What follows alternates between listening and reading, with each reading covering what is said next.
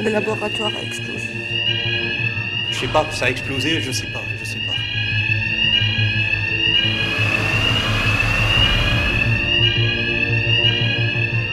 Ben là, il y a déjà, allez, on va dire quelques minutes. Donc c'est le temps fictif que les secours soient appelés, que la chaîne des secours se mette en place.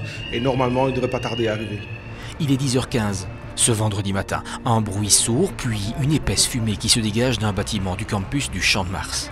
Une explosion vient de se produire dans un laboratoire de la Haute École Condorcet. Vous vous sentez comment? Pas très bien. Vous avez entendu longtemps? Non. Avant qu'on vienne vous secourir? Non, pas longtemps. Toute ressemblance avec une situation pouvant exister est ici envisagée. Le plan catastrophe est déclenché, pompiers, militaires, secouristes de la Croix-Rouge arrivent rapidement sur place. Mais en première ligne, essentiellement les étudiants spécialisés en aide médicale urgente. Qu'est-ce que vous allez faire? Vous avez vu la distance, Mehdi, qu'est-ce que tu en penses? Non, mais moi je suis ici au bâtiment. À la base, tu aller en ambulance. Pour faire la petite Noria avec comment? ambulance. À cheval, à pied, en voiture, en ambulance. Vous l'aurez compris, ceci est un exercice. Il est grandeur nature. Mais tout doit être envisagé, même celui de nous interdire l'accès. Vous n'allez pas être ici, on n'a vraiment pas le temps. On reviendra vers vous quand on aura de quoi, quelque chose à dire. Jusqu'à ce matin, ils ne savaient pas du tout ce qui allait se passer, où ça allait se passer, ni le rôle qu'ils allaient devoir endosser aujourd'hui. Les victimes maintenant sont en train de cailler. Ben ouais, donc la priorité, c'est d'organiser votre PMA et d'accueillir vos victimes. Parce que là, il n'y a personne qui s'en occupe.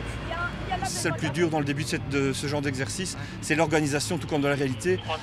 Le point de départ d'une bonne gestion de la chaîne des secours, c'est une bonne organisation. Pour nos étudiants, c'est un tout premier exercice. Voilà. C'est la toute première fois qu'ils s'exercent à ce genre de choses. Et c'est la grande difficulté pour les candidats spécialistes que de transposer finalement ce qu'ils ont vu sur les bancs de l'école.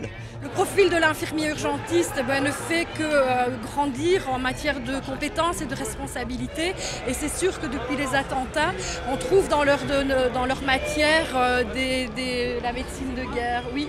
Pour ces étudiants, les principes de base sont certes acquis, mais ils doivent être peaufinés sur le terrain ou lors d'exercices comme celui-ci. C'est un exercice catastrophe qui peut très vite tourner à la grande catastrophe. Il y avait des polytraumatisés, des gens qui ont été blastés, donc qui sont à risque de faire de gros problèmes, donc oui, beaucoup de brûlés. Il y a eu aussi des tensions parce que voilà, chacun veut faire son rôle et parfois il faut attendre. On joue avec la vie des gens, entre guillemets, on sauve des vies, on dit toujours le but c'est de sauver des vies, on peut dire qu'on sauve des vies. C'est ce qu'on aime, quoi, c'est palpitant.